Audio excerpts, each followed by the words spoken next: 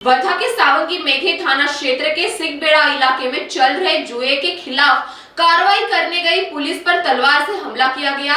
इस हमले में 3 लोग, 2 पुलिसकर्मी, उप निरीक्षक और एक सहायक पुलिसकर्मी गंभीर रूप से घायल हो गए। घायलों में सब इंस्पेक्टर सतीश दुधान, गोपाल शिंदे और सहायक फौजदार संजय पंचभाई शामिल है। जुआ खेलने की सूचना मिलने पर पुलिस कार्रवाई करने गांव पहुंची थी, लेकिन अचानक आरोपियों ने पुलिस पर तलवार से हमला कर दिया। पुलिस पर सीधे हथियार से हमला करने वाले आरोपियों के खिलाफ गंभीर मामला दर्ज किया गया है। इस घटना से जिले में हड़कंप मच गया है। आजची कारवाईमध्ये सावंगी पोलीस स्टेशन येथे एक आरोपीने जुएच्या अड्डा आपले घरी चालू केलेला आहे असं माहिती मिळाली होती।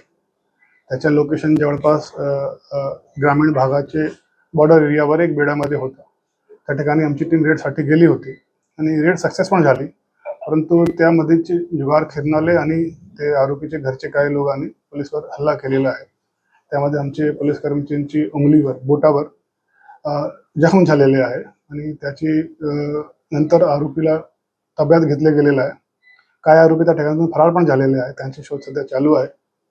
त्या इलाक्यामध्ये आता एक्स्ट्रा डिप्लॉयमेंट करून आरोपींची शोध चालू आहे आणि पुढची कारवाई आम्ही करत आहे। इंजरी जी आहे ते आमचे कर्मचाऱ्यांची आता ते शार्प वेपनची आहे आणि तलवार ज्याला म्हणू शकतो, कारण ते खूप लांब होती आणि ते शार्प पण होते, तर ते तलवारचा वापर या ठिकाणी झालेला आहे।